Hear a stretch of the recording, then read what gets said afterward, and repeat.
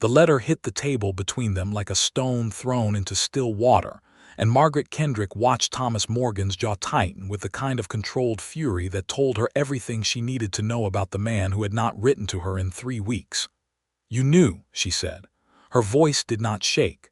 She had promised herself it would not shake. "You knew the ranch was failing when you placed that advertisement, when you wrote those letters. When you told me the land was prosperous, and the cattle were fat, and the future was wide open." She pressed her palms flat against the rough wooden table, leaning forward until she could see the exact moment the denial died behind his dark eyes. "You knew, Thomas, and you let me sell everything I had in Boston to come out here." The silence in the small ranch house was enormous. Outside, the wind moved across the Texas panhandle the way it always did in the early spring of 1879, indifferent and relentless, carrying red dust against the window panes. A single oil lamp threw shadows across his face, and in those shadows she could see the architecture of a man who had been holding a secret so long it had started to shape the bones of him. "Margaret, do not." The word came out sharp and clean. "Do not tell me you were going to explain it. Do not tell me you were protecting me from worry. I traveled 2,000 miles on a promise, Thomas Morgan. I left my sister's home and my late father's library and every single thing that made me who I am, and I stood on that platform in Amarillo this morning with one trunk and $23 and the absolute certainty that I was walking into a life." She straightened, lifted her chin. "What I walked into, apparently, is a trap." He looked at her then, really looked at her, and she saw something fracture behind his expression. Not guilt exactly. Something older and more complicated than guilt. Something that looked, if she was being honest with herself in this terrible moment, like a man who had been drowning slowly and had convinced himself that sending for a woman was not a cry for help, but was simply an act of cowardice he could not explain to himself or anyone else. "The bank comes for the deed in 45 days, he said quietly. "I should have told you. I know I should have told you. And if you want me to hitch the wagon and take you back to Amarillo right now, I will do it." Margaret Kendrick looked around the small room. She looked at the cracked window stuffed with cloth to keep the wind out. She looked at the photograph on the mantelpiece of a woman she did not yet know and a boy who was Thomas 20 years younger. She looked at the stack of ledgers on the corner shelf, their spines broken from being opened too many times, and she thought about the 2,000 miles behind her, and the $23 in her purse, and the sister in Boston who had told her this was a mistake, and she made the only decision that had ever felt entirely her own. 45 days, she said. "Then we had better get started." She had first seen the advertisement in the Boston Evening Transcript on a Tuesday in late November of 1878, wedged between a notice for a millinery shop closing its doors and an announcement about a lecture series at the Athenaeum. It was small, 4 lines, almost apologetic in its brevity. "Cattle rancher, Texas Panhandle, seeks capable and willing woman for marriage and partnership in working ranch life. Must not fear hardship. Write to T. Morgan, Hartwell County, Texas." Margaret had been 28 years old and had been living in her younger sister Clara's house on Beacon Hill for 14 months, which was approximately 13 months longer than either of them had expected. Their father had died the previous autumn, leaving debts that surprised everyone, most of all Margaret, who had managed his household for the last 6 years and had believed his confident talk about investments. The house had gone to the creditors.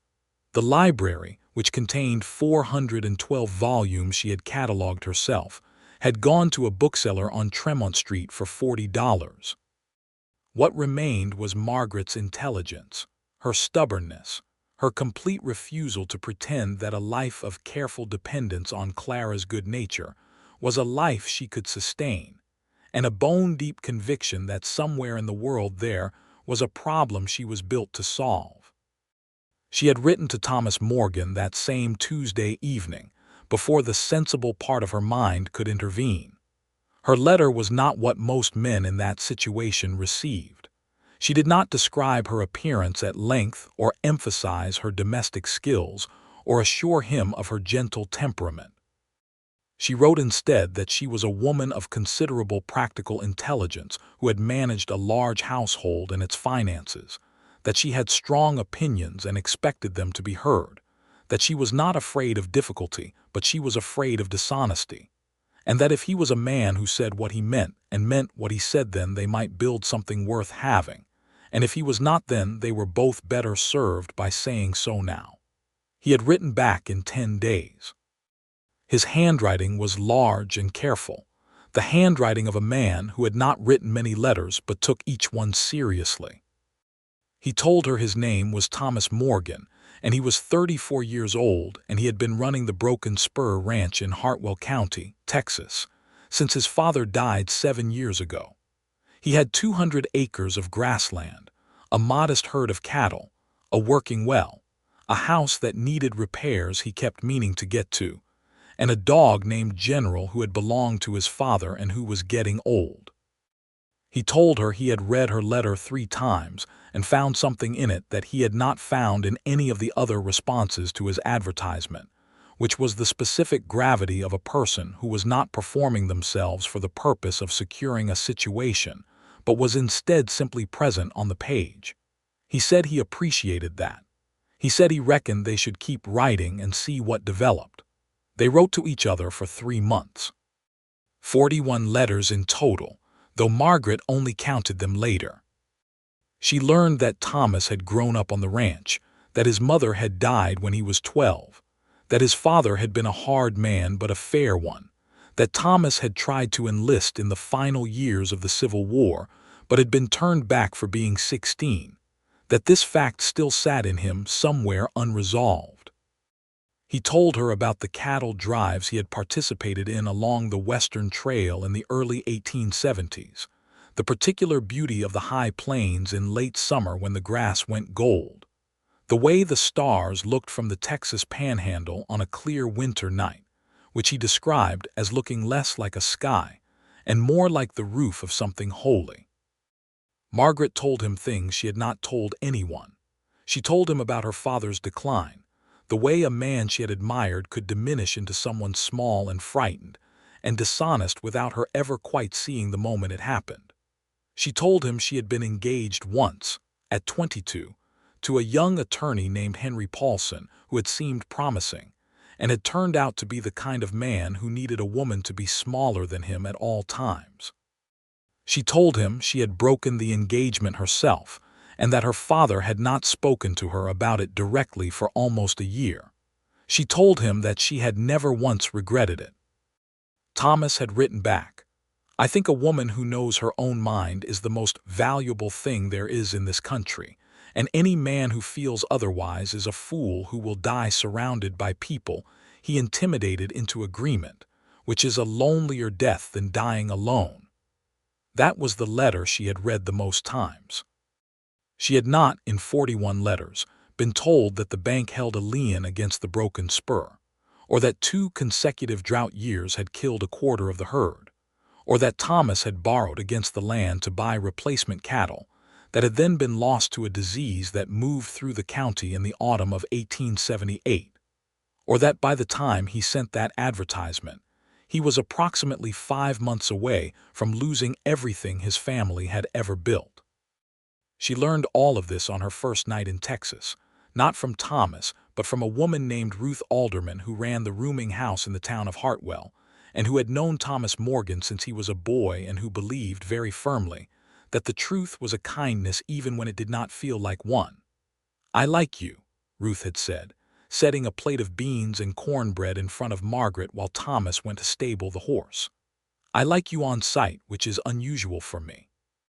And because I like you, I'm going to tell you something he should have told you himself." By the time Thomas came back inside, Margaret had known everything. And the conversation at the table that followed, the one with the letter pressed flat between her palms and the lamp throwing shadows and the wind against the glass, that was not a surprise so much as a reckoning, a moment where she took the truth she had been handed and decided what to do with it. She had called it a challenge, and she had meant it.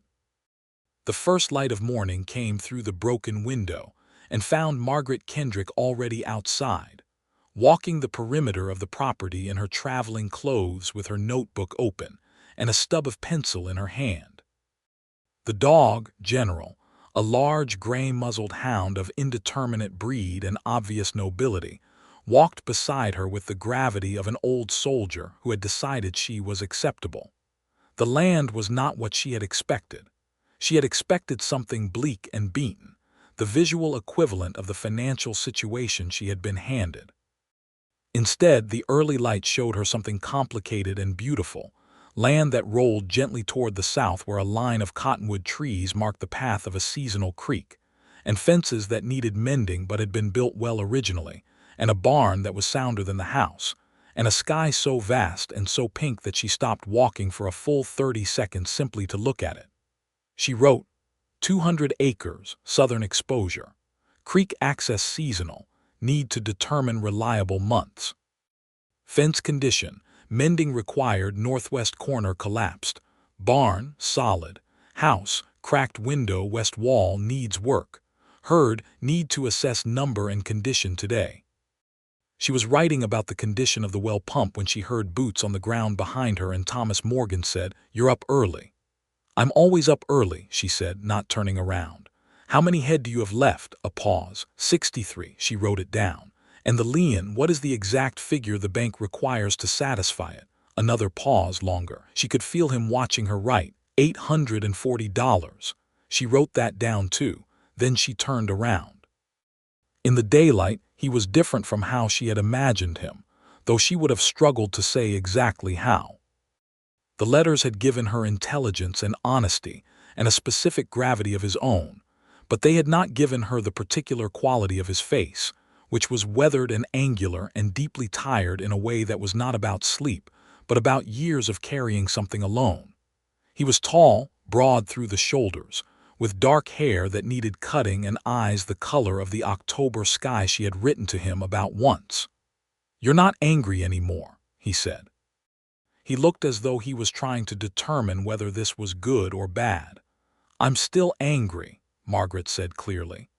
"I intend to stay angry about the deception for a while because you earned it and because it will be useful. But I am not going to let my anger get in the way of the actual work, because we have 44 days and I need to understand what we have before I can tell you what we can do with it." He stared at her. She saw in his face the expression of a man who had spent a long time expecting a specific reaction from the world and had just received something else entirely. It was not relief exactly. It was more like the first morning after a fever breaks, when the body doesn't yet trust the new temperature. "What did you do?" he said slowly. "Before Boston, what was your work exactly?" "I ran my father's household and managed his accounts and corresponded with his creditors and negotiated with his suppliers for 6 years," Margaret said. "Before that, I attended the Perkins School, which is an institution in South Boston that has a particular gift for teaching people to solve problems systematically. I am not a bookkeeper, but I understand numbers. I am not a rancher, but I understand systems. And I understand," she added, looking him steadily in the eye, "that 45 days is not a death sentence if we're smart about it." Thomas Morgan was quiet for a moment. The morning wind moved across the grass. "You need to eat something," he said at last. "I'll make coffee." It was not quite an apology, but she recognized it as something in that direction, and she followed him into the house. The first week was the hardest because it required a kind of trust that neither of them had earned yet. Thomas was not a man who explained himself easily, and Margaret was not a woman who accepted being kept outside of decisions that concerned her. And this combination produced several conversations that could charitably be called direct and less charitably be called arguments, though neither of them used raised voices, which she considered significant. She learned the land by walking it twice daily, morning and evening, always with General, who had appointed himself her guide with the dignity of an animal who understood that his loyalties needed to be strategic. She learned the cattle by watching Thomas work with them, asking questions that she could tell surprised him with their specificity, and by borrowing 2 books on cattle ranching from Ruth Alderman's small lending collection in town. What she found, as she built her picture of the ranch's situation, was not what she had expected. She had expected simple financial ruin, the accumulation of bad luck and unpaid debts. What she found was more complicated and in some ways more hopeful. The land itself was good. The soil along the creek bottom was genuinely fertile. The cattle that remained were healthy stock, well-bred, and Thomas was an expert with them in a way that was evident in the condition of every animal. The problem was not incompetence or bad character.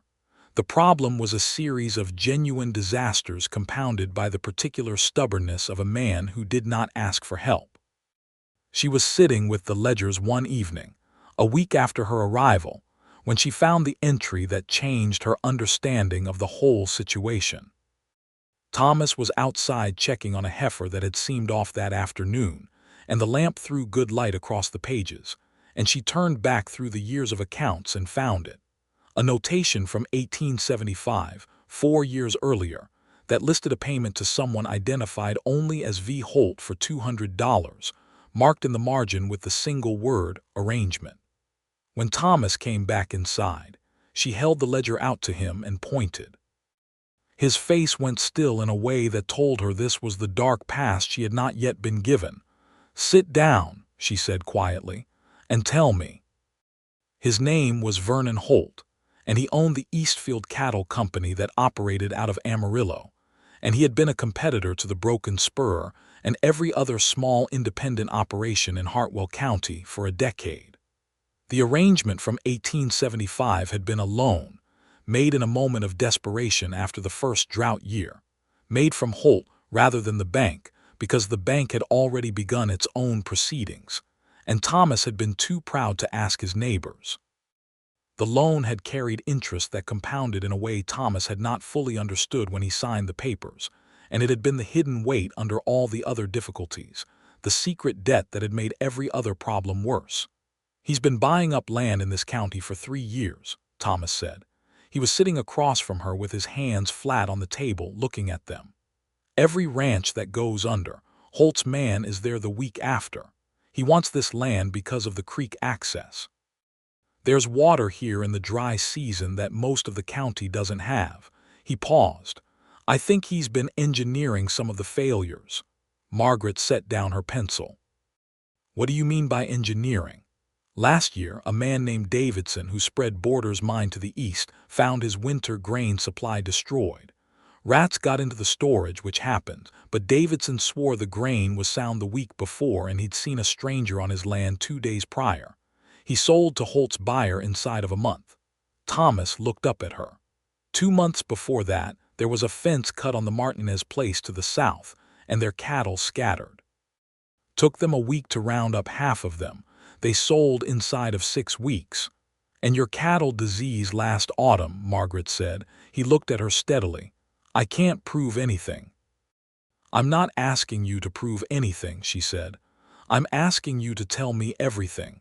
All of it, Thomas, every hidden motive, every piece of the picture, because I cannot help you if I am working from an incomplete map." He told her everything. It took most of the night. She listened without interrupting, except to ask clarifying questions, and by the time the lamp burned low, she had a complete picture of the situation that was significantly darker and more complex than she had initially understood, but also, in certain crucial ways, more workable, because hidden in the architecture of the disaster was a thread she could pull. Vernon Holt's loan document, the original one from 1875, which Thomas had kept folded inside the family Bible, contained a clause that she was fairly certain was not legally enforceable under Texas state law as it had been revised in 1876. She was not a lawyer, but she had spent 6 years reading her father's contracts before he signed them, and she knew what an unconscionable term looked like. "Is there a lawyer in Hartwell?" she asked. "There's a man named Cooley who does most of the legal work in the county," Thomas said, "but Holt uses him too." "Is there one in Amarillo?" Thomas thought. "There's a firm, Whitmore and Sons. I've heard they're independent." "We need to go to Amarillo," Margaret said. "Not tomorrow because I need to prepare, but soon." She closed the ledger. "And Thomas, I need to know one more thing." "What?" She met his eyes across the table. The lamp was very low now, the light almost amber. "Why did you really send for a wife? The real answer, not the practical one." The silence stretched long enough that she thought he might not answer. "Then, because I realized I had been so alone with this problem for so long that I couldn't see it clearly anymore. And I thought," he stopped.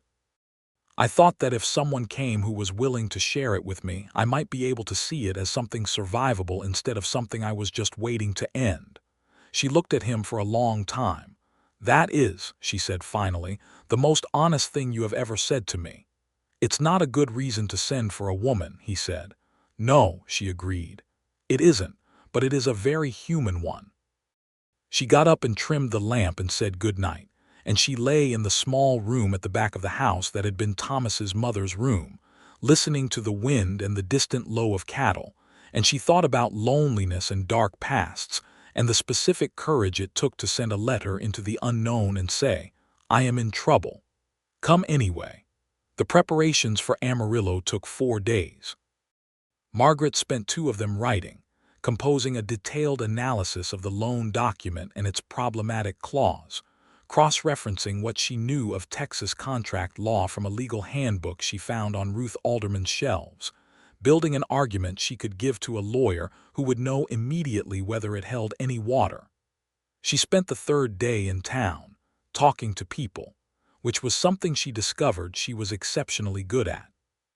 She visited the general store and the feed supply and the small cafe where the ranching men gathered in the mornings, and she introduced herself as Thomas Morgan's fiancée, which was technically what she was, and she listened to people talk. What she learned confirmed Thomas's suspicions in ways that were specific enough to be useful. Vernon Holt's man, a lean, pale figure named Decker who did Holt's purchasing, had been seen at 3 of the failed ranches in the week before each sale. The timing was too consistent to be coincidence. 2 of the former owners, who had already left the county, had spoken of pressure and interference before their final difficulties. One man, now running a small shop in the county seat, told Margaret quietly that Decker had come to his door the month before he lost his cattle and had offered to buy the land at below value. And when he had refused, his water supply had been fouled within the week. It was not enough for a court, but it was enough for a lawyer to work with.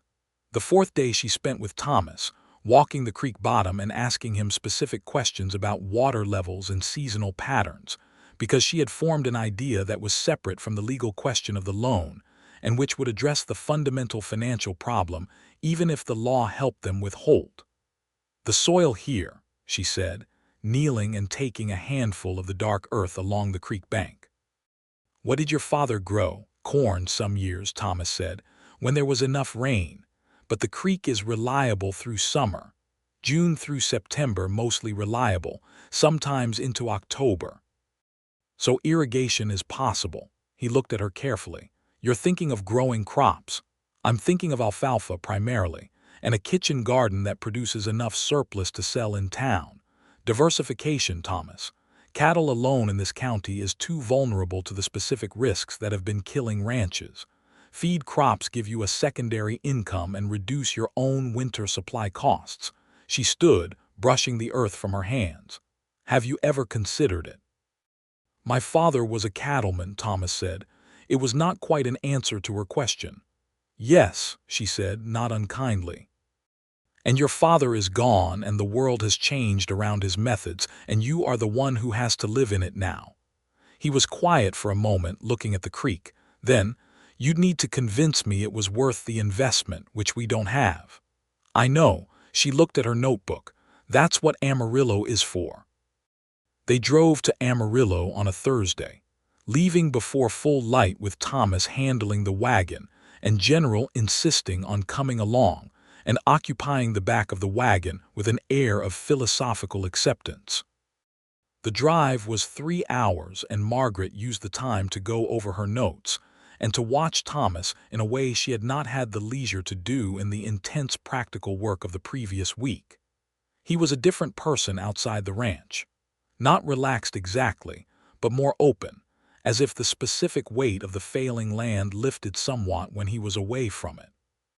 He pointed out landmarks as they drove, the flat-topped mesa to the northwest that his father had used as a weather indicator, the dry bed of a creek that had run full when he was a child, the distant haze of Amarillo's buildings appearing on the horizon like a sketch. He told her about the first cattle drive he had joined as a hired hand when he was 17, 8 days north on the Western Trail, sleeping under the stars with 1,500 head of cattle, and a group of men who were the roughest and most decent people he had ever known. "You loved it," she said. "I loved the movement," he said. "The sense of going somewhere with purpose. I came back to the ranch because it was mine and because my father needed me to, but I've always wondered sometimes what I might have done if I just kept moving. Do you regret it? Staying?"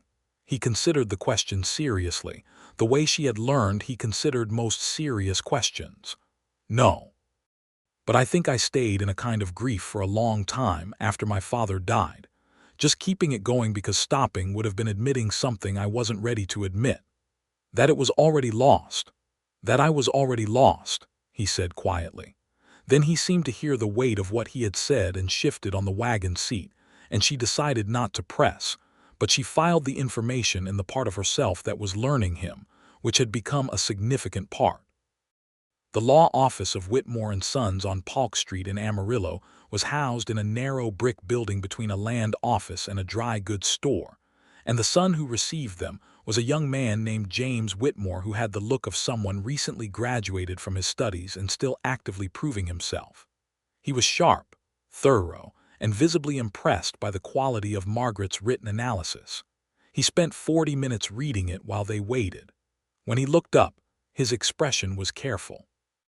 "This clause," he said, tapping the loan document, "is what we call an unconscionable acceleration provision.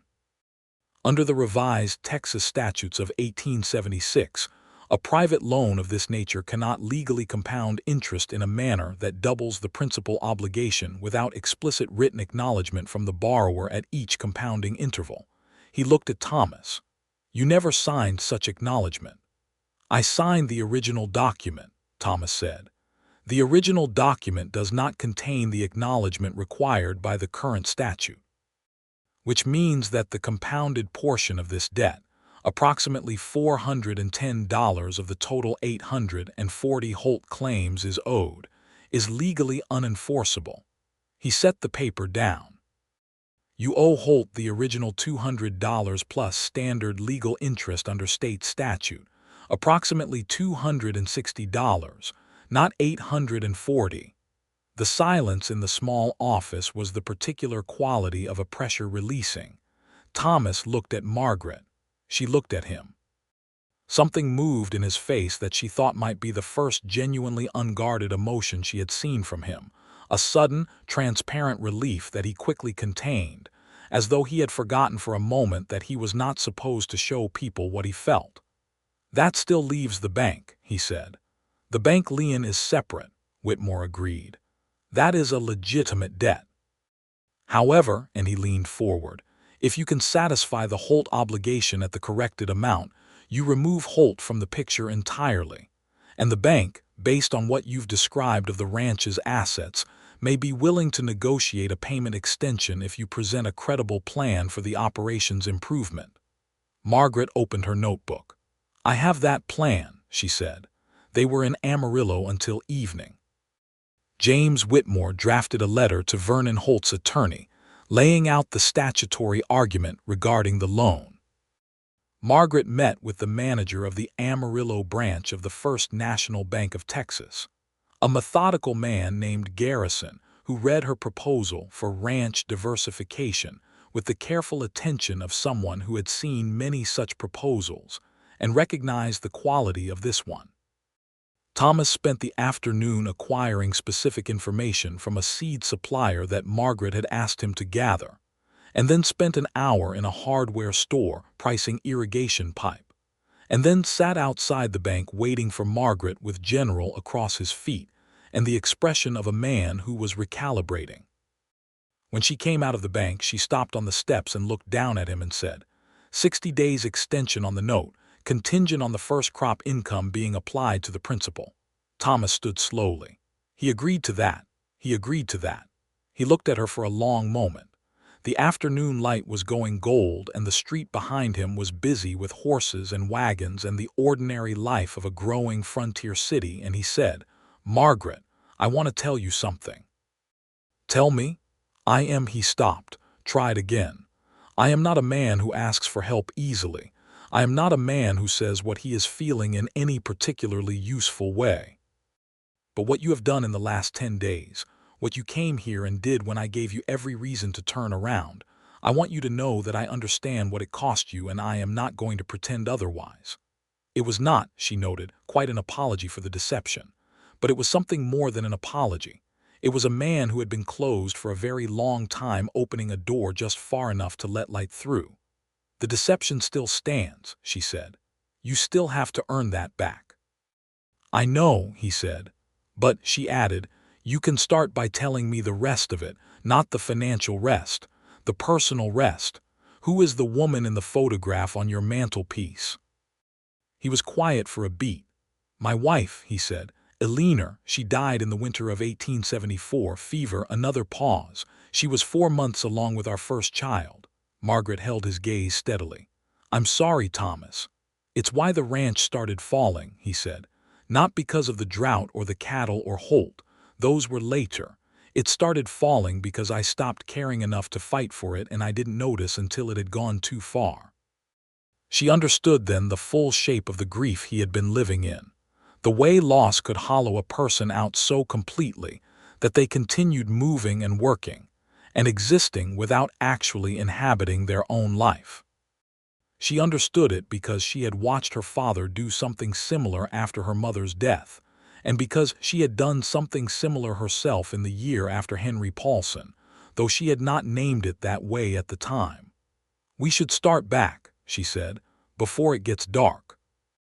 But she touched his arm as she passed him on the steps, just briefly, her hand through his sleeve, and she felt him go very still in the way a person goes still when they have been braced against something for so long that an unexpected gentleness is almost harder to bear than another blow. The drive back was quieter. The stars came out as they crossed the last stretch of open country toward Hartwell, and Thomas had not been wrong about them. They were extraordinary. The Milky Way was a river of light across the entire sky, and Margaret sat in the wagon with her hands folded in her lap and looked at it for a long time. "The woman you wrote to me about," Thomas said at one point. "The one who taught you to solve problems systematically." "The Perkins School was an institution, not a woman," she said.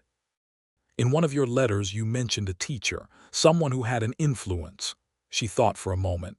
"Miss Harriet Vane. She taught logic and household economics. She was the kind of woman who had opinions about everything and apologized for none of them.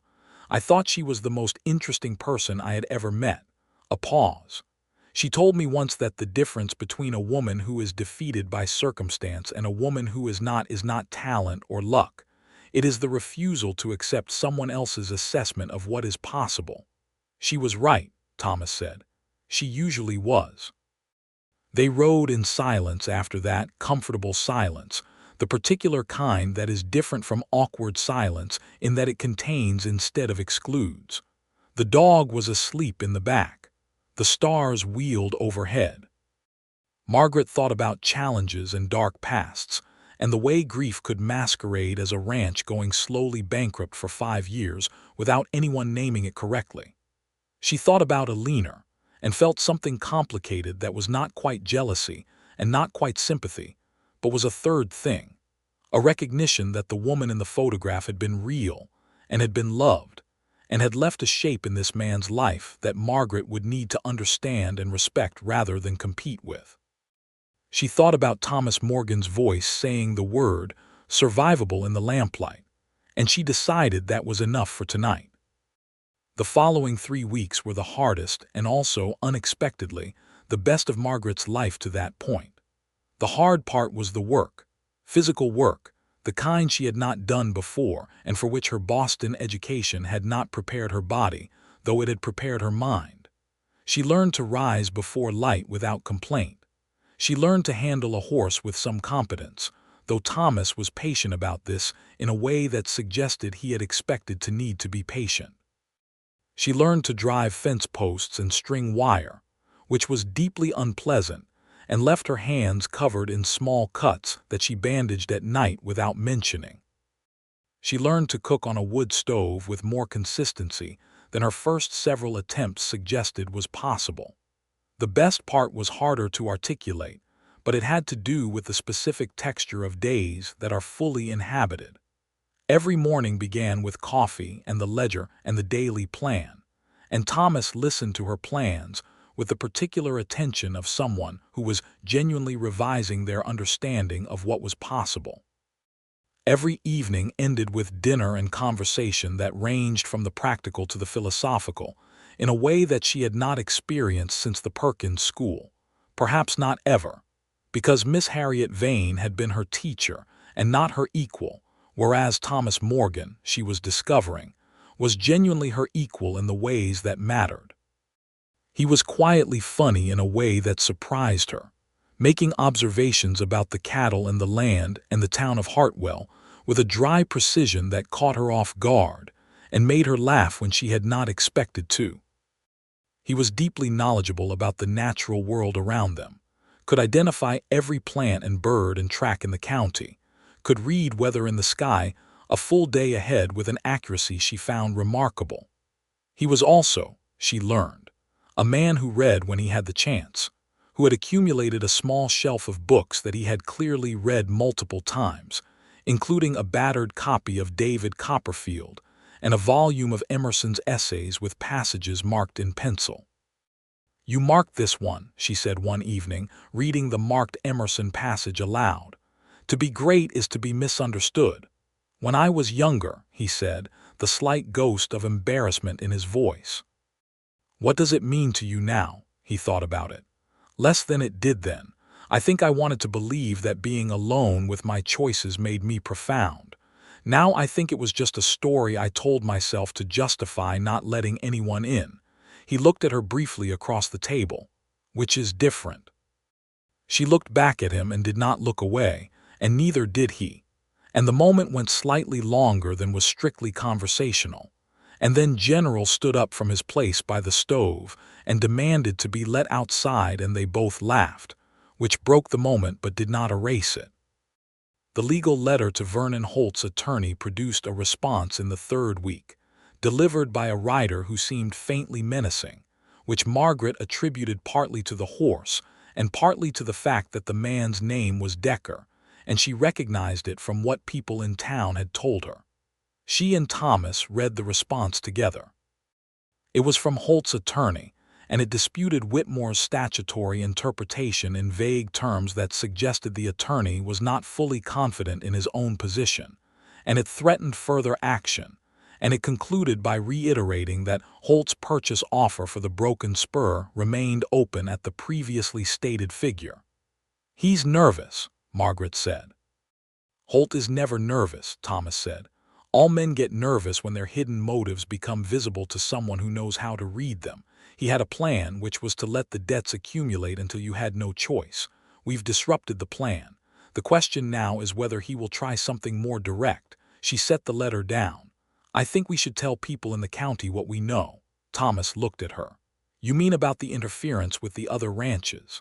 "I mean about the pattern. We don't make specific accusations we can't prove. But if the other ranchers and their wives know what to watch for and what we suspect, then Holt loses the element of surprise which has been his best tool." Thomas was quiet for a moment. She could see him weighing it. "There's a community meeting at the church in Hartwell next Saturday," he said. "Happens the first Saturday of every month. Most of the county comes." "Good," she said. "We'll go." The Saturday meeting at the First Methodist Church of Hartwell was well attended.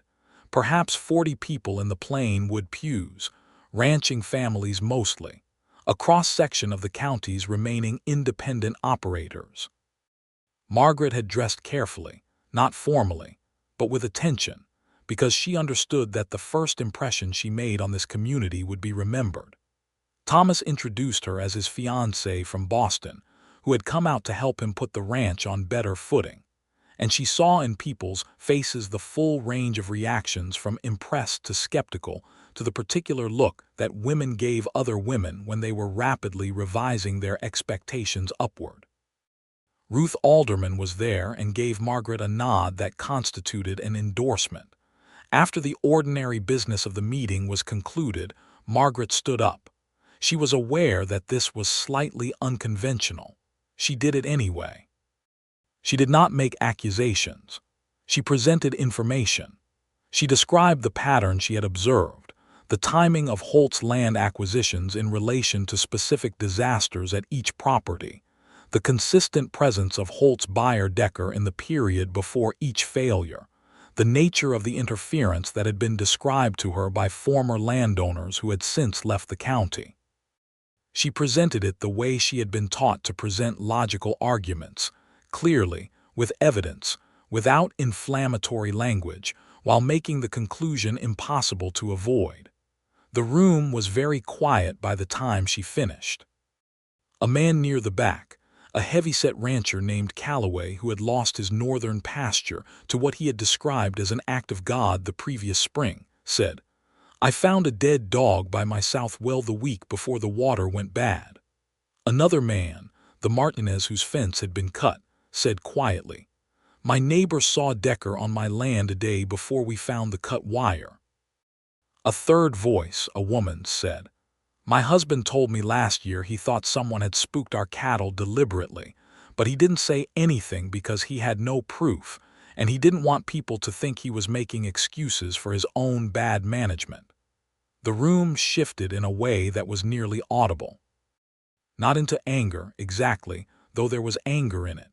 Into the particular collective clarity of people who have each been holding a partial truth that, assembled together, becomes a whole one. Thomas, who had been sitting beside her, stood when the voices began to multiply. "We're not calling for anything tonight that goes outside the law," he said. "But we are calling for this county to watch each other's properties, to report anything suspicious to the county sheriff, and to document what they see. Holt is operating on the assumption that we are too isolated and too proud to compare notes. We're comparing notes." After the meeting, walking back to the wagon in the thin spring dark, Margaret felt something she had not felt in a very long time. She felt like herself, fully, completely, without apology herself. "You were extraordinary in there," Thomas said. "I was logical," she said. "Same thing." He paused. "I want to tell you something." She looked at him. In the dark his face was all shadow and angles, the lamplight from the church windows catching just the edge of his expression. "I should have been honest with you from the first letter," he said. "Not just about the finances, about all of it. About Alina and about how far gone I was when I sent that advertisement and about what I was actually asking when I asked. And I wasn't honest and you came 2,000 miles on a promise I didn't fully keep, and I know I said this before but I need to say it more directly." He stopped, looked at her. "I am sorry, Margaret, genuinely, without qualification." She looked at him for a long moment in the dark. "Apology accepted," she said. "Genuinely, without qualification." The silence between them was the specific warmth of a thing resolved. "Now," she said, "tell me your honest opinion of the alfalfa plan." He laughed, really laughed, low and surprised, the laugh of a man who had not laughed that way in some time, and she thought, "There it is. There is the person inside all that grief and stubbornness and loneliness. There he is. They planted the alfalfa in the first week of April.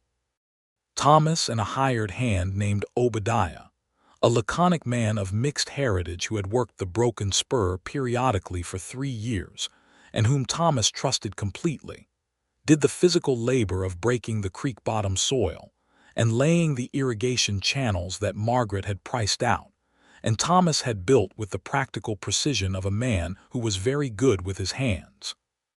Margaret managed the money and the planning, tracked every penny of the planting costs, and negotiated the purchase of the seed herself at a price that made Thomas raise his eyebrows.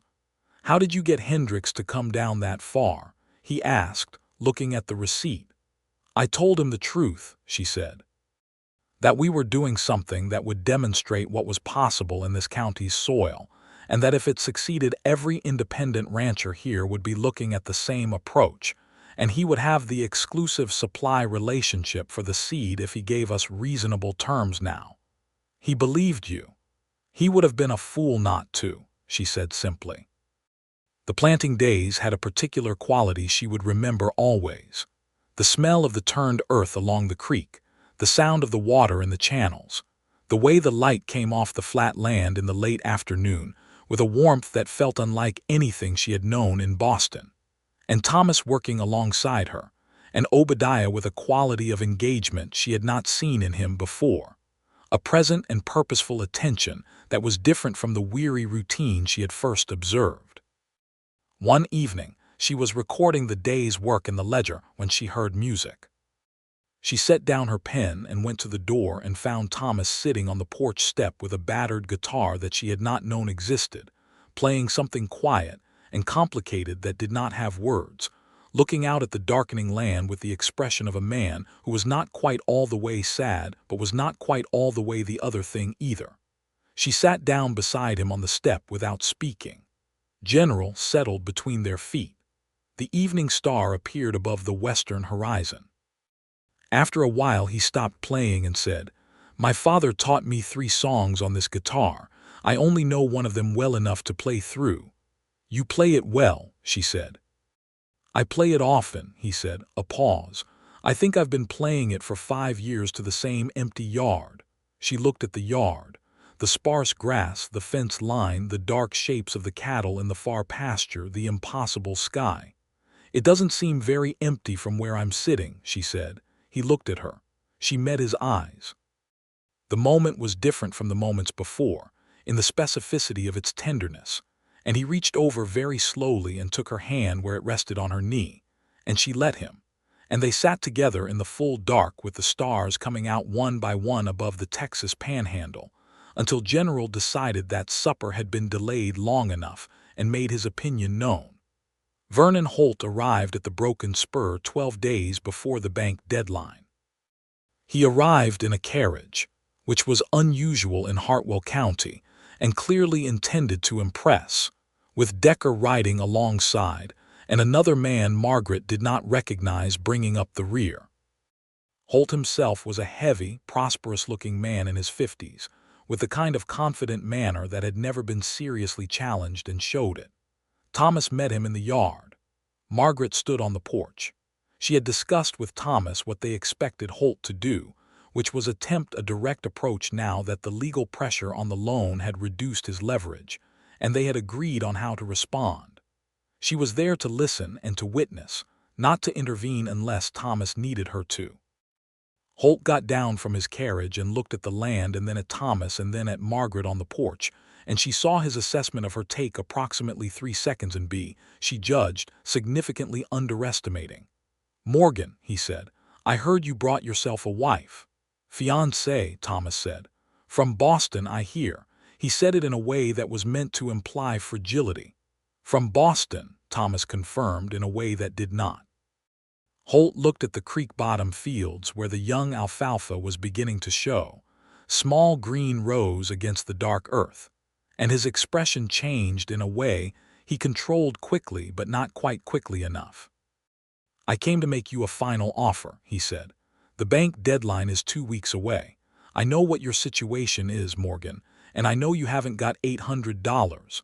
I'm prepared to offer you $1,200 for the property, which is more than fair given its condition, and you can walk away clear and start somewhere else." "The Holt loan is settled at $260, Thomas said. "My attorney has filed with the county clerk. The bank deadline is an extension under a payment plan. The Broken Spur is not for sale." Holt's face did not change, but something behind it did. "What payment plan?" "You'd have to speak to the bank directly about that." Holt looked at Decker, looked back at Thomas. Then he looked at Margaret on the porch, and she met his gaze with a pleasantness she did not feel and kept it very steady. "You've been talking to people in this county," Holt said. His voice had changed, the social surface thinning. "Making accusations." "We presented information at a community meeting," Margaret said from the porch, since she was apparently being addressed now. "We made no accusations. We described observable patterns and encouraged people to be vigilant about the security of their properties. That seems like reasonable community conduct." Holt looked at her for a moment with an expression she recognized as recalibration. He was revising his understanding of what had disrupted his plan. He was not used to being disrupted by a woman from Boston. "The offer stands," he said to Thomas, as if Margaret had not spoken. "We heard you," Thomas said. "Our answer stands. Good day, Mr. Holt." After the carriage had gone, Thomas came up the porch steps and stood beside her, and they both watched the dust settle down the track. "He'll try something before the deadline," Thomas said. "I know," Margaret said. "So will we." What Holt tried, 3 days later, was to influence the bank officer Garrison in Amarillo to retract the payment extension, citing what Holt characterized as a misrepresentation by the applicants regarding the ranch's actual financial position. What Margaret and Thomas tried was to file Whitmore's full legal analysis of the Holt loan with the county court, and request that the court note formally that Vernon Holt had been applying a legally invalid interest calculation to a private loan obligation, not only to Thomas Morgan, but, as it turned out upon examination, to 2 other former landowners in the county whose loan documents contained identical provisions. They also sent a detailed letter to the state of Texas Attorney General's office in Austin, written by Whitmore, describing the pattern of alleged interference with independent ranching operations in Hartwell County and requesting an investigation. These were not certain remedies. They were not guaranteed to work. But they changed the shape of the danger from Holt from immediate and private to documented and public. And public danger was something Holt, who had built his empire on the assumption that small people in isolated places did not talk to each other or to the state government, was not prepared to manage. The alfalfa came up strong in the 3rd week of April. Margaret stood at the edge of the creek bottom field with Thomas one morning and looked at the green rows and felt something she identified, carefully and with some surprise, as pride of a kind she had never felt before, because it was not the pride of understanding something or solving something on paper, but the pride of having made a living thing come out of the ground. "It's going to be a good yield," Thomas said. He was standing close enough that their shoulders were nearly touching. "I know," she said. "I calculated it." He looked at her with amusement and something else beneath the amusement. "Did you calculate everything?" She thought about the question seriously. "I calculated the financial recovery. I calculated the legal situation. I calculated the crop yield and the irrigation efficiency and the likely price per ton for first-cut alfalfa in this county." She paused. "I didn't calculate this."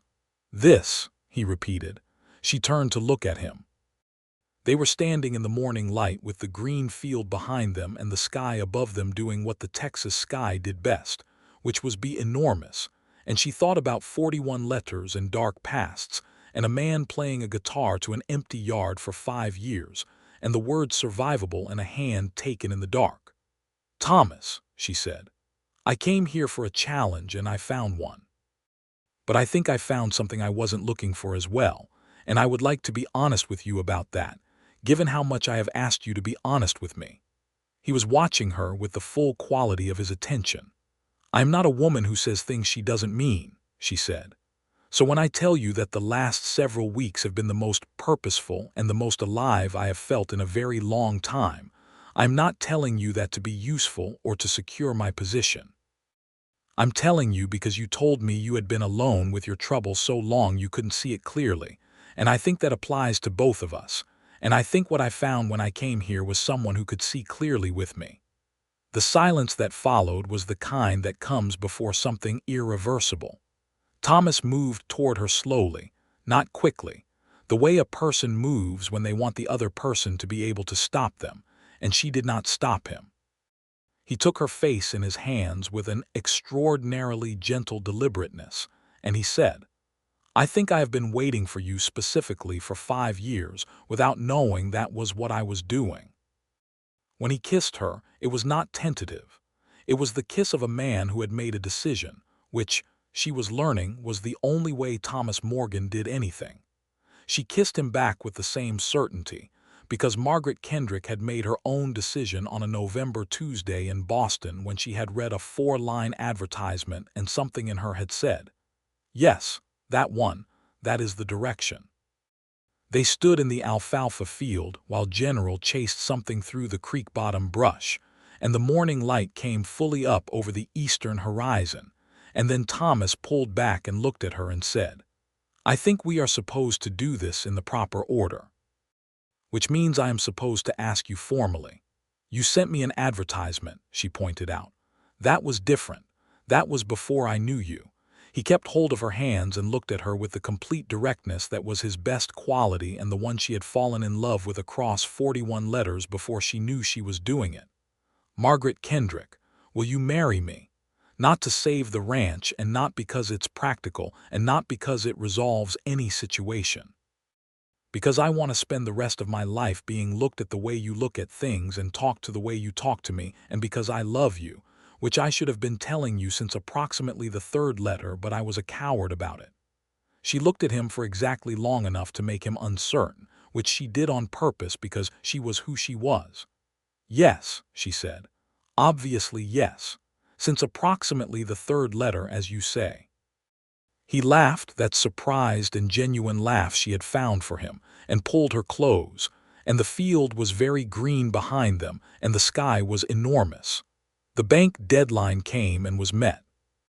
Not with abundance, but with sufficiency, which is its own kind of victory. The first cutting of alfalfa yielded better than projected, and the sale of the first crop at a price Margaret had negotiated with 3 separate buyers before the harvest was even complete covered the first payment on the bank note with a small amount remaining. Thomas sold 4 head of cattle strategically and paid the Holt loan in full at the corrected amount of $260, sending the payment directly to Holt's attorney, along with a copy of the court filing documenting the illegal compounding clause. Holt's response was silence, which was a kind of retreat. The Attorney General's investigation into the pattern of interference in Hartwell County was underway, which meant that Holt's method of operating was now visible to eyes that had authority over him, and men like Holt understood visibility as the primary threat to their continued operations. The Broken Spur would not be the last problem Holt faced, but it would no longer be a problem he could solve by waiting. On a Thursday in early May, the county clerk filed the marriage license for Thomas Morgan and Margaret Kendrick. Thomas drove her to Amarillo to the dressmaker for a dress she had saved back a specific amount for, a plain blue wool that fit her well, and that she believed she would wear for years after, which seemed important. Thomas wore his best coat and clean-shaved and looked, she told him honestly, very fine. They were married at the Hartwell First Methodist Church on a Saturday morning with 37 people in attendance, because the community had adopted her, which she had not quite anticipated and which moved her more than she expected. Ruth Alderman wore her best hat. Obadiah, who never said more than was necessary, shook Thomas's hand and said, "Well done," and shook Margaret's hand and said, "About time." James Whitmore came up from Amarillo. The Martinez family came with all 4 of their children. A woman named Caroline Doone, who had become something of a friend to Margaret in the weeks since the community meeting, wept cheerfully throughout the ceremony. The minister, a practical man named Howell who gave the impression of having united people in impractical situations before, said the traditional words, and Margaret and Thomas said the traditional words back. And when Thomas slid the ring onto her finger, she felt the weight of it with a precision she thought she would not forget. After, there was food at the church hall, and someone produced a fiddle, and there was dancing, which Margaret had not done in several years but managed with sufficient competence. And Thomas danced with her in a way that suggested he had done it more than his general presentation indicated. And they danced until late afternoon when the light went amber and the children fell asleep in corners, and the day began its long westward lean. Driving home in the last of the light, Thomas took her hand and did not let go until they needed both hands to manage the horse. General was asleep in the back again. The evening star appeared. "Mrs. Morgan," Thomas said quietly, testing the words. "That is going to require some adjustment," she said. "How long of an adjustment? Ask me again in a year." He brought her hand up and kissed it, which was not a thing she had seen him do before, and she looked at him and thought, this is what it looks like when a man who has been surviving for years begins to live again. This exact expression, in this exact light. The summer of 1879 was the summer the Broken Spur began to become what Margaret had seen it could be the first morning she walked its perimeter with a notebook and a stub of pencil. The alfalfa yielded 2 more cuttings before autumn, each well sold. Thomas hired Obadiah full-time, and they added a second field the following spring. The kitchen garden produced enough surplus for the Hartwell General Store to take it regularly, which was a small income but a consistent one. The cattle herd was healthy, and Thomas sold strategically at prices he had not been able to command before because his herd's reputation improved with consistent care, and the financial breathing room to wait for good market days rather than desperate ones. The Attorney General's investigation resulted in a formal inquiry into Vernon Holt's business practices in Hartwell County and 2 neighboring counties, which culminated in a civil proceeding that occupied the autumn newspapers and concluded in a judgment against Holt's company for damages to 3 former landowners who had lost their properties under circumstances the court found to be not entirely coincidental. Holt himself retained enough influence and money to avoid criminal proceedings, but the days of his expansion through intimidation in that part of the Panhandle were effectively over.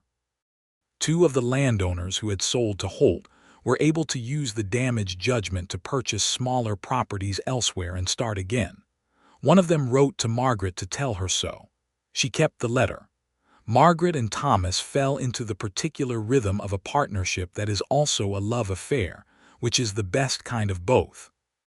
They argued regularly and specifically about money and strategy and the proper management of the cattle, and whether the North Pasture would support a 3rd crop rotation, and they reached conclusions that were usually better than either of them had arrived at separately, because that was what genuine partnership produced. They read together in the evenings, sharing the single good lamp, and Thomas continued to mark passages in his Emerson, but now she marked them back with her own responses, so the book became a kind of conversation between them across its margins. She wrote to Clara in Boston regularly. Clara, who had called this a mistake, came to revise her opinion with the careful gradualness of a woman who was not going to admit she had been wrong all at once but would arrive there eventually. Her letters became warmer over the months, more specific, less worried.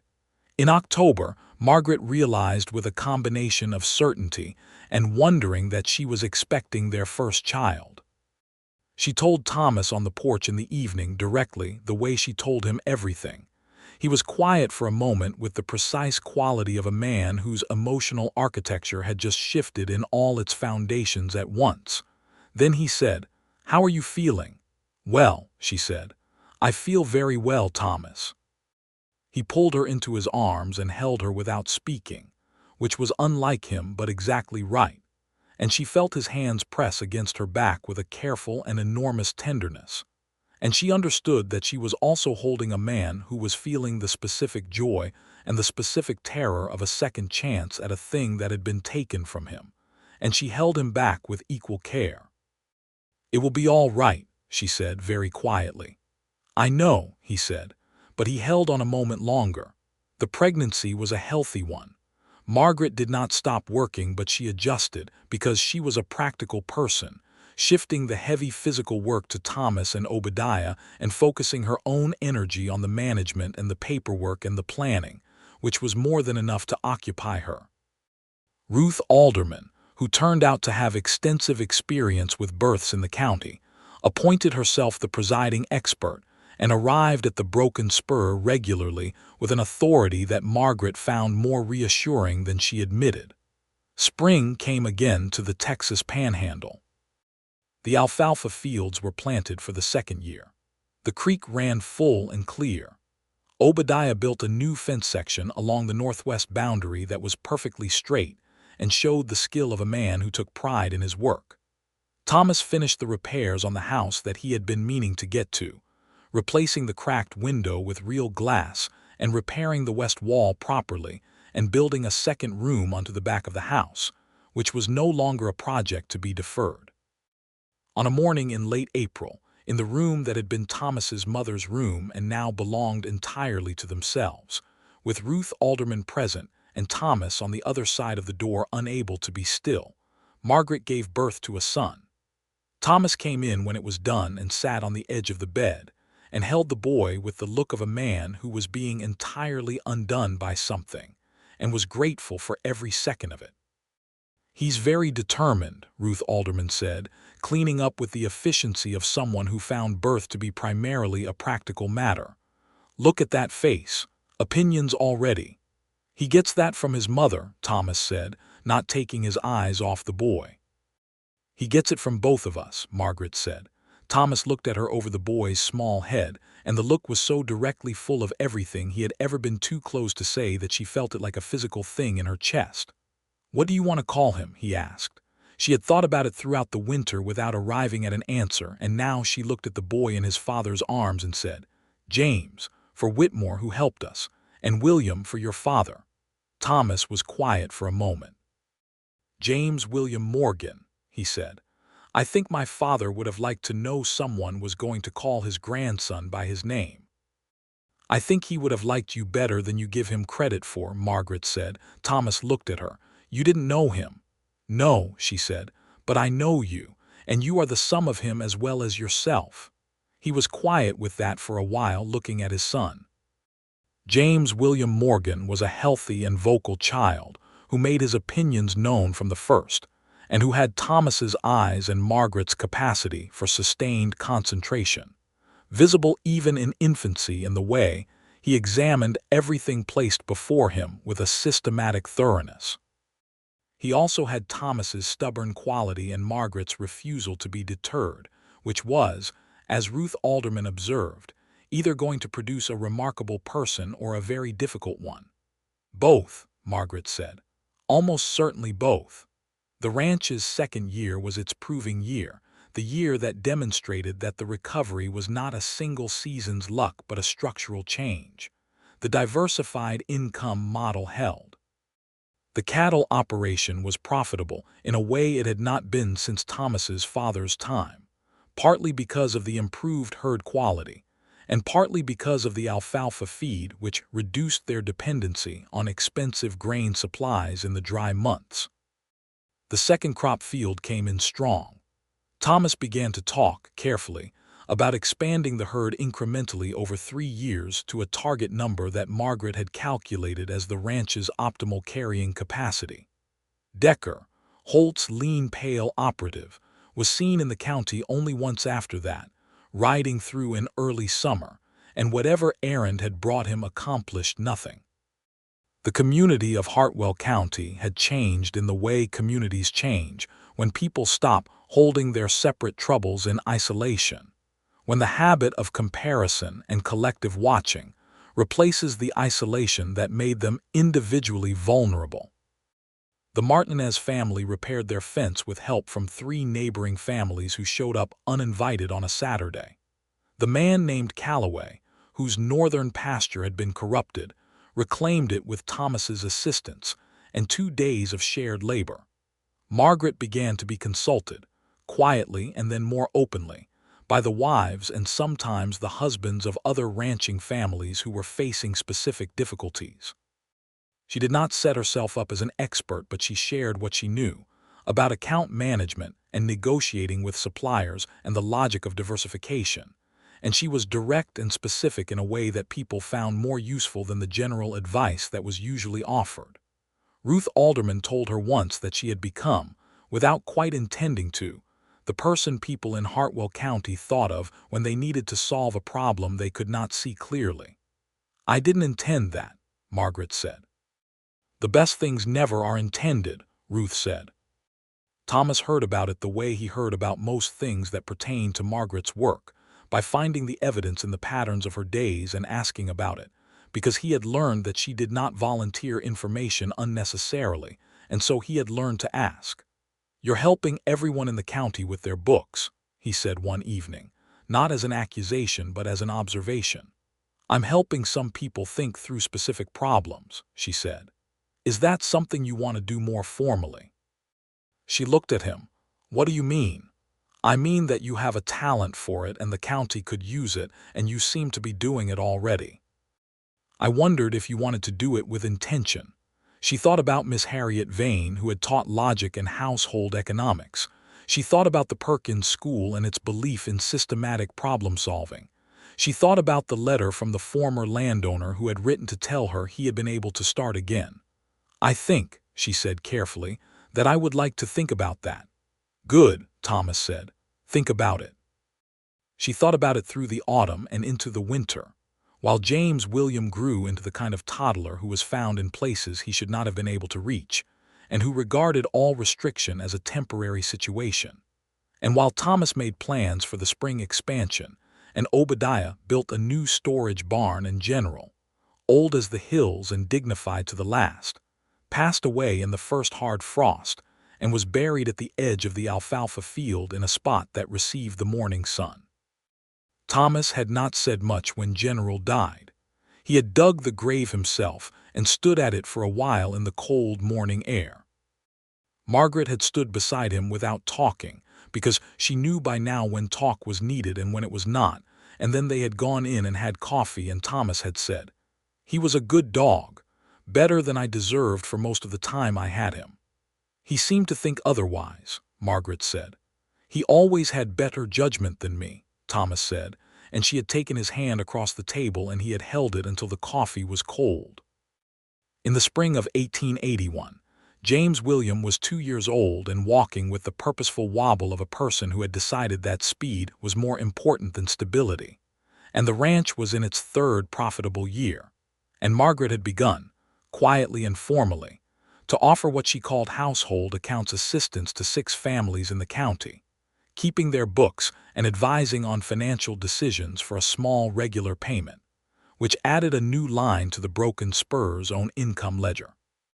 She was sitting at the table one evening with her account book spread before her, James William asleep in the new room, Thomas reading beside the lamp, when she realized with the same quiet certainty as before that there was going to be another child.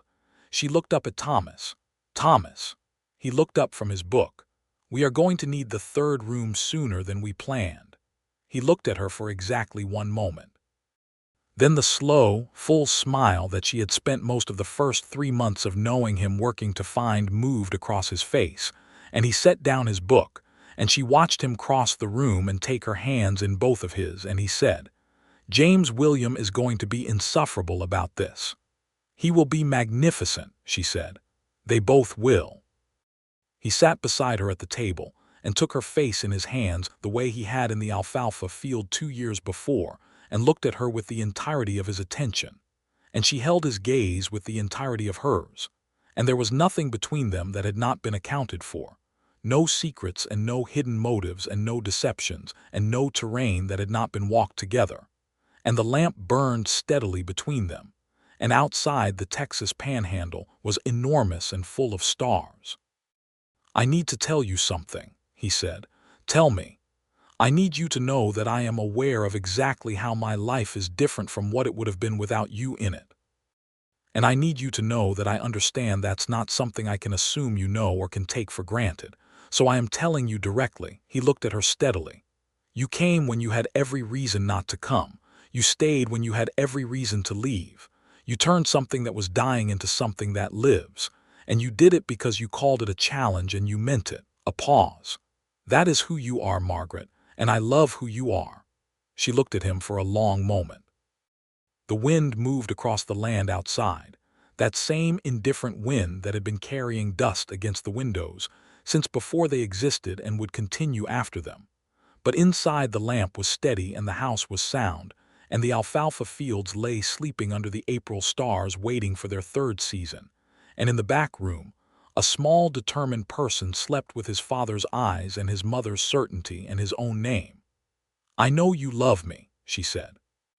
"You show it in the quality of your attention and the honesty of your argument, and the way you ask questions that assume I have thought about things before you have, which is not always true, but is always the right assumption." She looked at him. "I love you too, Thomas, in all the ways that are practical and all the ways that are not. I came here because I called it a challenge, and you are the best challenge I have ever taken on." He laughed and she laughed and he held her, and the night was full of stars. The second child, born in late November of 1881, was a daughter. They named her Elena Ruth, the first name for the woman in the photograph who deserved to be remembered and not feared, and the second name for the woman who had told Margaret the truth on her first night in Texas, and who had become the closest thing either of them had to a mother in the years that followed. Ruth Alderman, present at the birth as she had been at James Williams, held her namesake and said, "She looks fierce," in a tone of complete approval. "All the best ones do," Margaret said from the bed.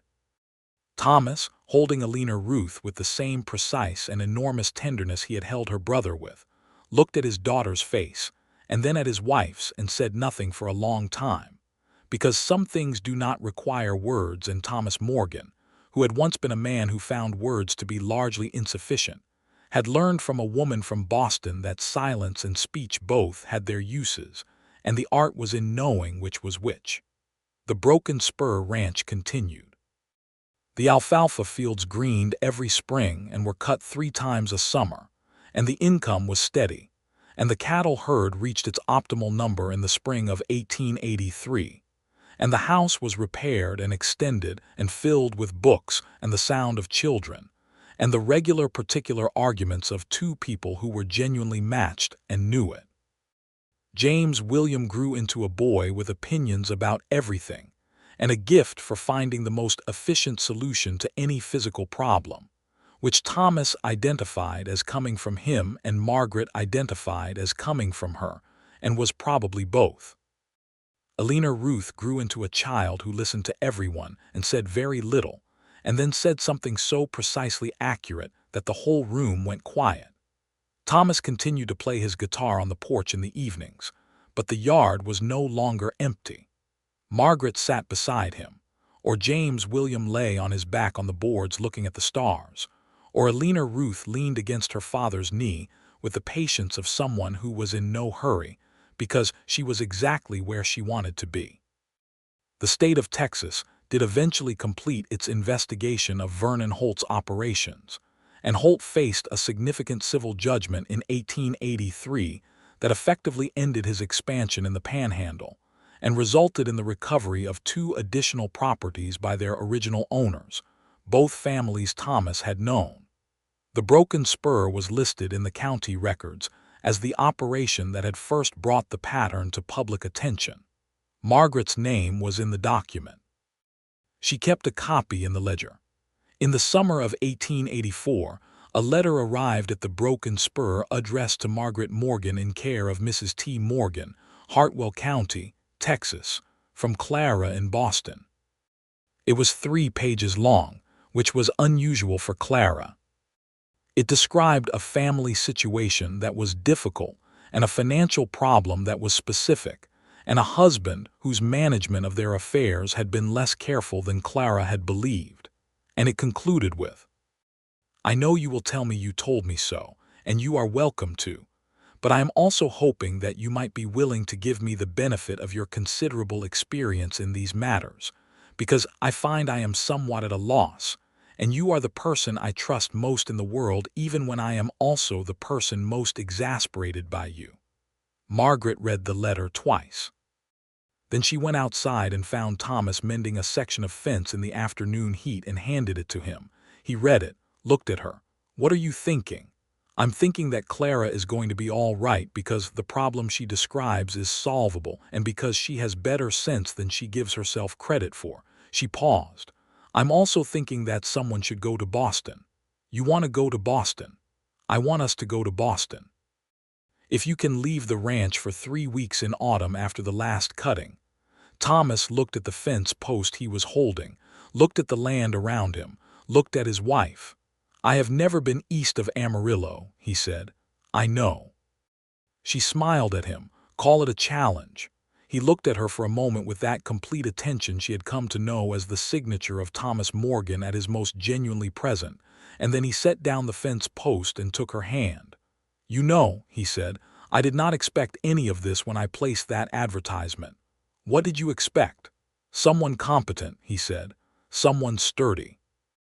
Someone who could keep the accounts and manage the domestic work and be a reasonable companion in a difficult situation. I expected something practical. And instead, he said, looking at her steadily, the afternoon light on his face and the alfalfa fields green behind him and the sky above them being what the Texas sky was always being, I got the exact person I did not know I was looking for, who came when the ranch was failing, who called it a challenge, who kept every promise she made and held me to account for the ones I didn't." He squeezed her hand. "Who made a home out of something I had been just barely keeping standing." She looked at him for the full weight of it. This man with his weathered face and his dark eyes and his guitar and his honest silences and his long-held grief that had finally become something else. This man who had sent a 4-line advertisement into the world in an act of half-desperation that had arrived in a particular woman's hands on a particular Tuesday in November and changed the direction of 2 lives entirely. "It was always going to be something," she said. "The home was always here. It just needed someone to see it." "You saw it," he said. "We both did," she said. "Eventually." The wind moved across the land. The alfalfa stood in its rows. Somewhere in the house, James William was conducting an experiment that sounded more enthusiastic than controlled, and Alina Ruth's voice could be heard explaining, with patient precision, why whatever her brother was doing was going to go wrong, and then the specific sound of it going wrong, and then both of them laughing. Margaret Morgan, née Kendrick, who had arrived in Texas with 1 trunk and $23 and the absolute refusal to accept someone else's assessment of what was possible, looked at the land that was hers and the man beside her who was hers and felt the full, unhurried weight of a life that was exactly what she had built it to be. She had been told the ranch was failing. She had arrived anyway. She had called it a challenge, and she had been entirely right.